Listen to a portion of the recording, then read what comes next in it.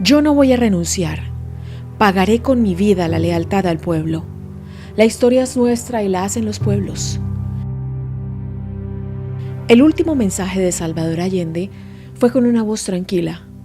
La capital chilena se hallaba envuelta en un golpe de Estado que pondría fin a la democracia del país durante los siguientes 17 años.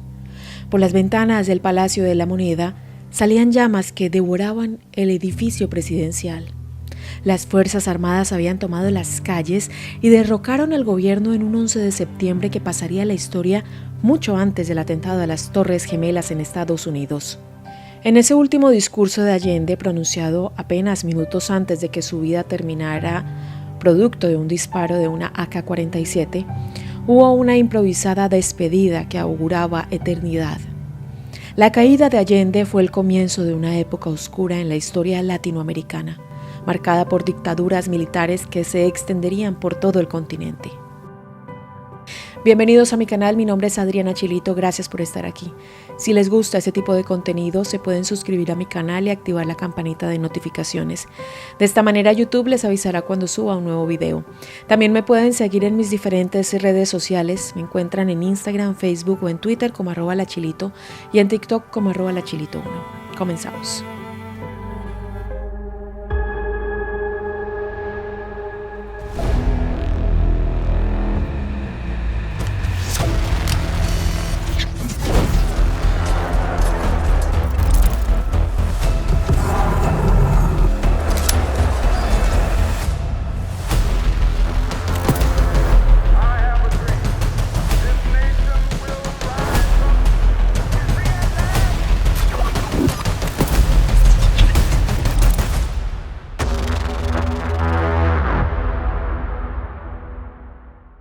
Universidad, militancia y masonería.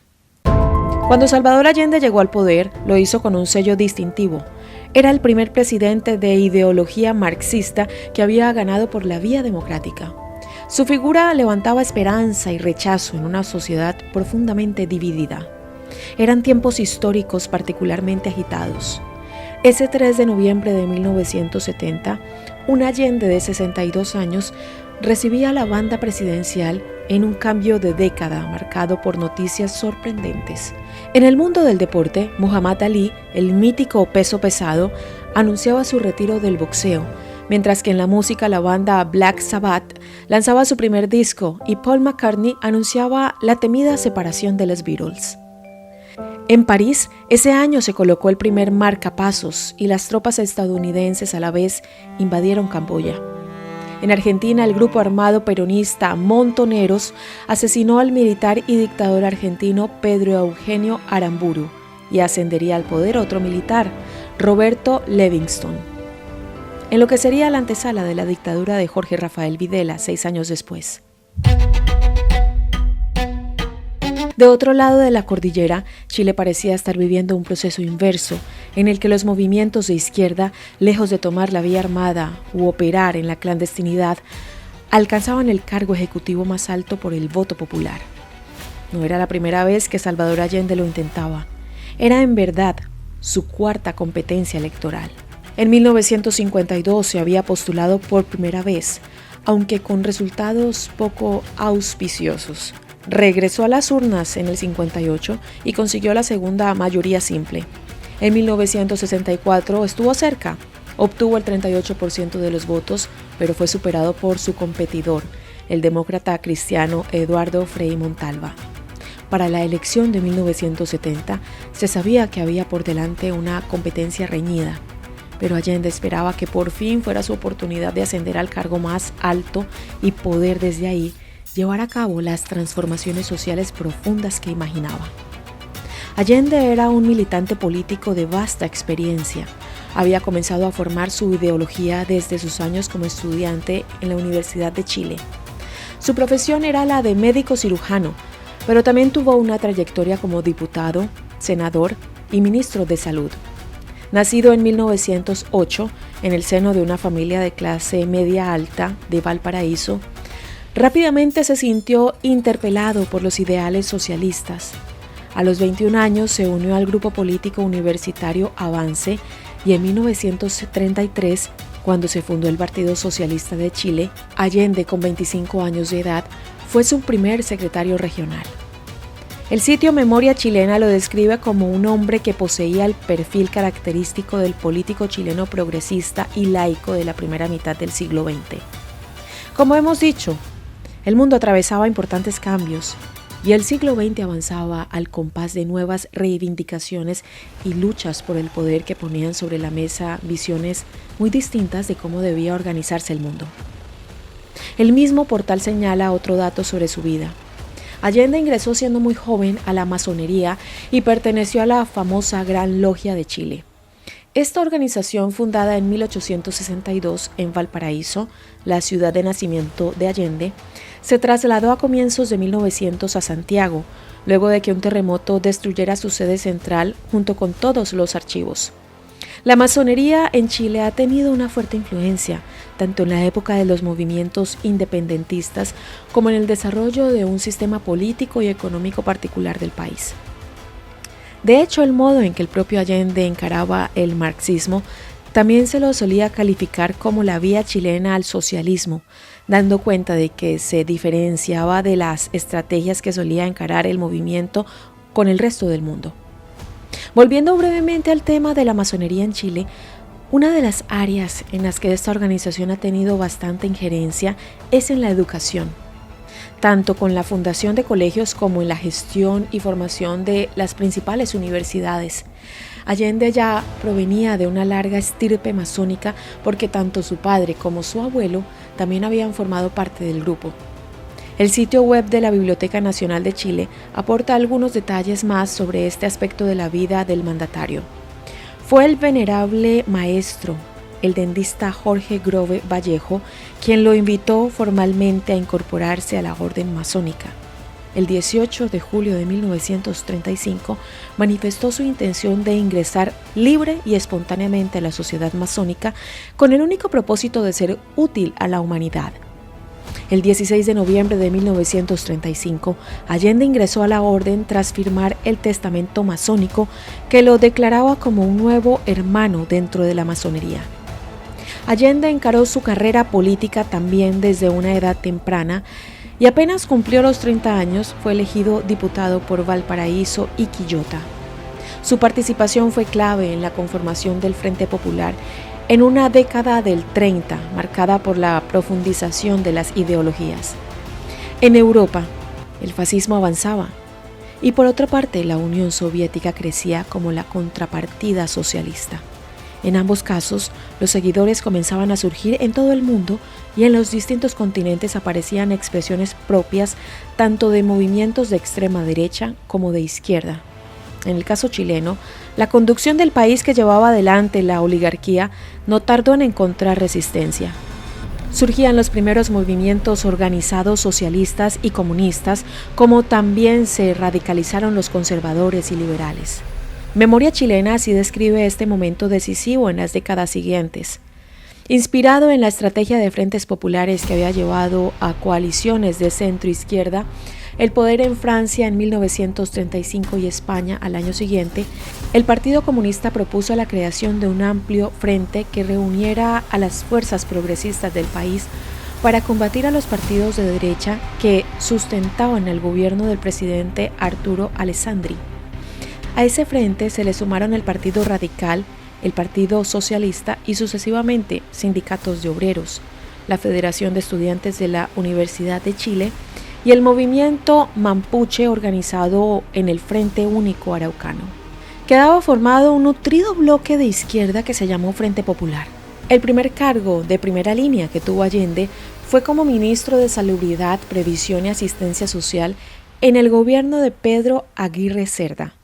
Luego continuó su carrera en roles legislativos y fue senador hasta 1970, cuando decidió dar el definitivo salto a la presidencia. Fue electo presidente de la República el 4 de septiembre de 1970. En las elecciones obtuvo un 36% de los votos, por lo que debió ser ratificado por el Congreso Pleno, que eligió entre las dos más altas mayorías, Salvador Allende y Jorge Alessandri. La Biblioteca Nacional de Chile consigna cómo fue el proceso para confirmarlo en el cargo. Logró el triunfo definitivo gracias a la intervención de la Democracia Cristiana que tenía la mayoría en el Parlamento. Este partido acordó apoyarlo siempre y cuando el electo presidente y los partidos representantes de su candidatura aceptaran la firma de un estatuto de garantías democráticas, incorporado a la Constitución política mediante una reforma. Una vez aceptada esta condición, el 24 de octubre de 1970, el Congreso Pleno lo proclamó presidente de Chile con 153 sufragios, contra 35 de Alessandri y 7 en blanco. El Congreso Pleno proclama presidente de la República para el periodo comprendido entre el 3 de noviembre de 1970 y 3 de noviembre de 1976 al ciudadano Salvador Allende Gossen. Se levanta la sesión. Todos los ojos se pusieron en Chile aquel octubre. Algunos con la esperanza de ver cristalizado un modelo alternativo de Estado, otros escépticos de que todo lo prometido se cumpliera o temerosos de que se estableciera un Estado comunista como el de otros países. Serían 3 años marcados por un clima que cada vez se fue tornando más difícil. Las primeras medidas. Y que esta noche, cuando acaricien sus hijos, cuando busquen el descanso, piensen en el mañana duro que tendremos por delante. La nacionalización de la explotación de recursos naturales estratégicos, la reforma agraria y las relaciones diplomáticas con países hasta entonces vedados en el diálogo internacional fueron algunos de los ejes. En julio de 1971, el Congreso aprobó la ley para la nacionalización de la gran minería del cobre. Fue la culminación de un proceso iniciado en 1953 a partir de la creación del Ministerio de Minería chileno. El cobre es un actor clave en la economía del país a lo largo de la historia, ya que se trata de uno de los principales recursos naturales y cuya explotación no estuvo desarrollada hasta comienzos del siglo XX. La nacionalización fue un proceso gradual que comenzó con la iniciativa concreta, bajo el gobierno de Eduardo Frei Montalva, para que el Estado obtuviera una parte de las ganancias de las grandes empresas mineras. Allende, a pocas semanas de asumir el gobierno, puso en marcha la estatización total de ese recurso, lo que requirió una reforma de la Constitución de 1925. En cuanto a la redistribución del ingreso, el presidente también encaró la expropiación de grandes tierras, latifundios en la zona rural. Para esto se apoyó en la Ley de Reforma Agraria, aprobada durante la presidencia de su antecesor, Frei Montalva. Según datos publicados por el portal de CNN, durante esa época se expropiaron más de 6 millones de hectáreas de campo. El ministro de Agricultura del gobierno de Salvador Allende, Jacques Schonchol, manifestó que como las personas en sus fondos tenían muchas tierras, solo utilizaban una parte de ellas dejando un espacio de terreno abandonado, por lo que se usaba el fondo como poder para control político, social y económico, y eso era una cosa que era impajaritable, que había que modificar en la sociedad chilena. La coautora del libro Reforma Agraria Chilena, Ángela Cousiño, enfatizó que la reforma de Frei era tan amplia que no implicó hacerle ningún ajuste, ya que permitía hacer todo. Además, se explicó que Salvador Allende continuó con la ley, pero sí la radicalizó. Durante su primer año de gestión, había expropiado la misma cantidad que expropió Frei en todo su gobierno. Evidentemente, este tipo de medidas generó descontento en el sector empresarial y comenzaron a aparecer críticas y resistencia al gobierno que con el correr del tiempo fueron cobrando más fuerza. A nivel internacional, Allende retomó las relaciones bilaterales con países que habían quedado activamente relegados de Occidente. Así, Chile comenzó a tejer lazos con Cuba, China, Corea del Norte y Vietnam del Norte. En una misma gira que Allende hizo en 1972, visitó Estados Unidos, México y también la Unión Soviética y Cuba. Ese año, sin embargo, la acelerada crisis económica comenzó a hacer crujir los cimientos del gobierno chileno. El desabastecimiento de azúcar, la falta de apoyo externo e interno, el estancamiento productivo y una inflación que parecía imparable fueron algunos de los factores que aceleraron el final. La hiperinflación estaba declarada. Las cifras experimentaron una escalada que pasó de un 22.1% en 1971 a un 260.5% en 1972, hasta llegar a un 605.1% en 1973. La crisis. El pueblo de Chile está en las manos de ustedes, a trabajar más, a producir más, a defender la revolución desde el punto de vista político, con la unidad popular y defender la revolución con la producción que afianzará el gobierno del pueblo. Además de todas estas cuestiones, un elemento que marcaría los acontecimientos posteriores fue el rol de Estados Unidos en la crisis declarada y lo que vendría. En el diario La Vanguardia, el periodista Ramón Álvarez señala que el proceso político que vivía Chile se vislumbraba como una amenaza en su patio trasero cuando el presidente Richard Nixon movilizó a la CIA, aconsejado por el entonces asesor de seguridad Henry Kissinger, para que trabajase por la derrota electoral de la Unidad Popular en 1970. Señor Nixon es presidente de Estados Unidos y yo soy presidente de Chile. Yo no tendré un término despectivo contra el señor Nixon mientras el señor Nixon respete al presidente de Chile. Si ellos rompen con esto que es una obligación, si una vez más van a hacer tabla rasa de la autodeterminación y de la no intervención, se van a encontrar con una respuesta digna de un pueblo y de un gobernante. En agosto de 2023, reportes desclasificados del organismo de inteligencia estadounidense dieron cuenta de los reportes que los agentes en suelo chileno hacían directamente a Nixon. 50 años después, el presidente Joe Biden ordenó liberar esos informes reservados a partir de un pedido formal del actual gobierno chileno a cargo de Gabriel Boric. En esos documentos enviados en 1970 a la Casa Blanca se hacía referencia al golpe de Estado en Chile. El documento O'Daily Brief, que aún conserva frases y fuentes tachadas, comienza diciendo que los disturbios se centraban en la Marina, cuyo personal había estado nervioso por el inminente nombramiento de un nuevo jefe de servicio. Los hombres de la Armada que conspiraban para derrocar al gobierno ahora reclamaban el apoyo del Ejército y de la Fuerza Aérea. El movimiento de extrema derecha Patria y Libertad ha estado bloqueando carreteras y provocando enfrentamientos con la Policía Nacional, aumentando la tensión causada por las continuas huelgas y los movimientos políticos de oposición. Así lo afirma el documento de la CIA. En efecto, en los meses previos al golpe de Estado, a la pérdida de reservas y el déficit fiscal, se le habían sumado manifestaciones, cacerolazos y especialmente un fuerte paro en 1972.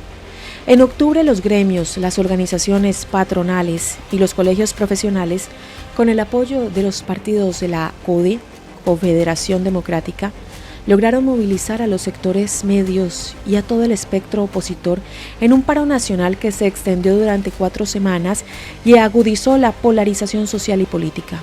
Así lo escribe el historiador y periodista español Mario Amorós. Ese tenso año 1972 fortaleció a la oposición. En agosto, todos los partidos rivales a Allende se unieron para denunciar por primera vez, de manera conjunta, que el propósito de coalición gubernamental era establecer una dictadura totalitaria mediante el ataque permanente a los poderes del Estado, tanto judicial como legislativo, desconociendo las prerrogativas y deberes que les competían y las consecuencias que de su ejercicio se derivaban. Fue entonces cuando tomaron parte las Fuerzas Armadas. En las horas previas al golpe, los agentes de la CIA escribían en los documentos desclasificados recientemente: en Chile, los planes de los oficiales de la Armada para desencadenar una acción militar contra el gobierno de Allende. Supuestamente cuentan con el apoyo de algunas unidades clave del ejército. La Marina también cuenta con la ayuda de la Fuerza Aérea y la Policía.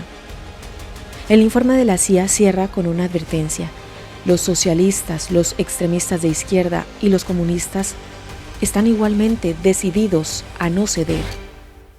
El golpe. Al cumplirse 50 años del golpe de Estado que no solo derrocaría, sino que acabaría con la vida de Salvador Allende, el diario español El País publicó una crónica del minuto a minuto de ese 11 de septiembre en Santiago. Poco después de pasada la medianoche, Salvador Allende recibía la confirmación de que las tropas se estaban movilizando desde el norte del país hacia la capital. La Comandancia General de la Guarnición del Ejército, ante el pedido de explicaciones del gobierno, afirmó que eran refuerzos ante posibles disturbios por el desafuero del senador Carlos Altamirano y el diputado Óscar Guillermo Garretón. El presidente de la República, ya lo vieron ustedes hace algunos minutos, está dentro del Palacio de la Moneda y a las 8:15 de la mañana habló por primera vez para anunciar que había problemas en Valparaíso. En Valparaíso, unas horas después, comenzaba la llamada Operación Silencio, una maniobra para acallar las radiodifusoras afines a la Unidad Popular que unían el puerto con la capital. En paralelo, la toma del 5º piso del Departamento de Defensa marcaría un movimiento clave para tener control sobre las comunicaciones. Barcos de la Armada se sumaron en la madrugada y Santiago amaneció con un inusual movimiento militar en las calles, mientras el general Augusto Pinochet tomaba control en la Escuela de Telecomunicaciones. Fuerzas Armadas y Carabineros de Chile declaran, primero, que el señor presidente de la República debe proceder a la inmediata entrega de su alto cargo a las Fuerzas Armadas y Carabineros de Chile. En la base Carriel Sur de la Fuerza Aérea de Concepción, a poco más de 400 kilómetros de la capital, 12 aviones Hawker Honor se alistaban para participar de la maniobra. Apenas pasadas las 7 de la mañana, Allende, preocupado por todos estos movimientos, dejó su casa para trasladarse al Palacio de la Moneda. El primer funcionario detenido fue el ministro de Defensa Orlando Letelier, que en cuanto llegó a su oficina fue informado de que acababa de ser depuesto de su cargo. Allende empezó a dar los primeros avisos de un levantamiento militar en su contra. Lo que deseo es que los trabajadores estén atentos, vigilantes, que eviten provocaciones. Como primera etapa tenemos que ver la respuesta, espero que sea positiva, de los soldados de la patria que han jurado defender el régimen establecido. Así lo dijo por radio. Mientras tanto, las señales controladas por las Fuerzas Armadas emitían su primer mensaje a las 8:30. Las Fuerzas Armadas y Carabineros de Chile declaran, primero, que el señor presidente de la República debe proceder a la inmediata entrega de su alto cargo a las Fuerzas Armadas y Carabineros de Chile. Las Fuerzas Armadas y Carabineros de Chile están unidos en iniciar la histórica y responsable misión de luchar por la liberación de la patria del yugo marxista y la restauración del orden y de la institucionalidad. A las 9 comenzaron los disparos. Mientras los militares insistían a Allende con que se rindiera, él endurecía su discurso. Pagaré con mi vida la lealtad del pueblo. Sus últimas palabras serían las siguientes: yo no voy a renunciar. Colocado en un tránsito histórico, pagaré con mi vida la lealtad del pueblo y les digo que tengo la certeza de que la semilla que entregaremos a la conciencia digna de miles y miles de chilenos no podrá ser cegada. Definitivamente. La historia es nuestra y la hacen los pueblos. El pueblo debe defenderse, pero no sacrificarse. El pueblo no debe dejarse avanzar ni acribillar, pero tampoco puede humillar.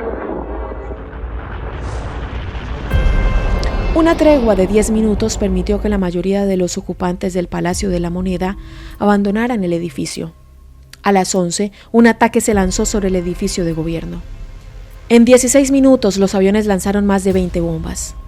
A las 13:30, finalmente Allende aceptó la rendición y las últimas personas que quedaban en el Palacio de la Moneda pudieron abandonarlo, excepto él mismo. Trascendió que cuando el general Javier Palacios entró al Salón de la Independencia, Allende estaba muerto.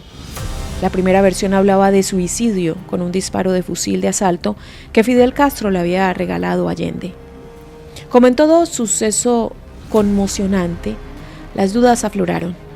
El escepticismo en torno a que Allende realmente se hubiera suicidado fue desterrado, al menos oficialmente, en 2014, cuando la Corte Suprema de Chile confirmó la tesis del suicidio.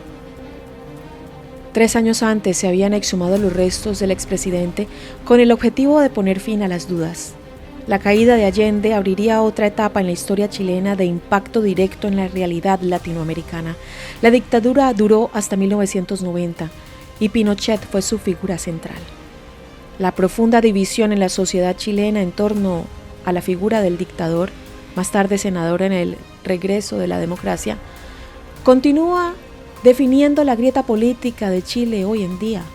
Ponderado por el economista estadounidense Milton Friedman, quien acuñó el término «el milagro de Chile» para describir la recuperación de la economía en los primeros años de dictadura. Pinochet también fue acusado y condenado por crímenes de lesa humanidad, torturas y genocidio. Entre las víctimas de la dictadura estuvo el cantautor Víctor Jara, cuya imagen se convirtió en un símbolo de ese periodo. Las dictaduras latinoamericanas fueron una constante en las décadas del 70 y 80.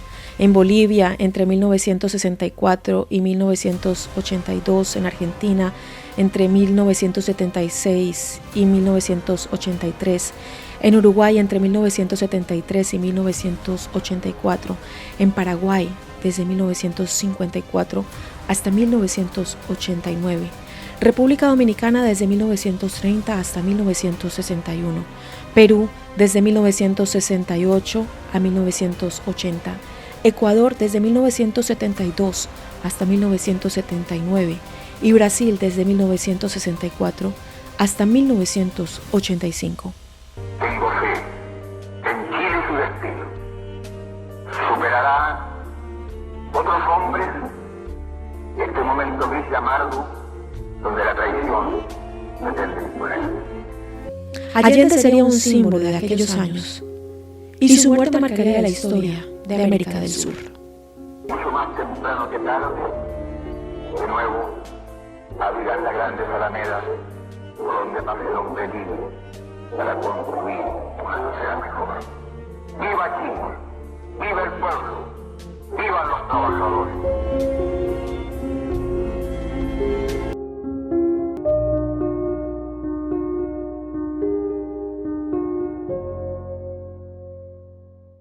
Aquí, como siempre, Lupita está dispuesta, emocionada por saludarlos, por enviarles muchos abrazos y por agradecerles por haber llegado hasta el final de este video. Si les gusta este tipo de contenido, se pueden suscribir a mi canal y activar la campanita de notificaciones. De esta manera YouTube les avisará cuando suba un nuevo video. También me pueden seguir en mis diferentes redes sociales. Me encuentran en Instagram, Facebook o en Twitter como @lachilito y en TikTok como @lachilito1. Nos vemos en un próximo video. Recuerden dejarme sus comentarios y sugerencias para futuros contenidos. Nos vemos en uno próximo. Hasta pronto. Bye bye.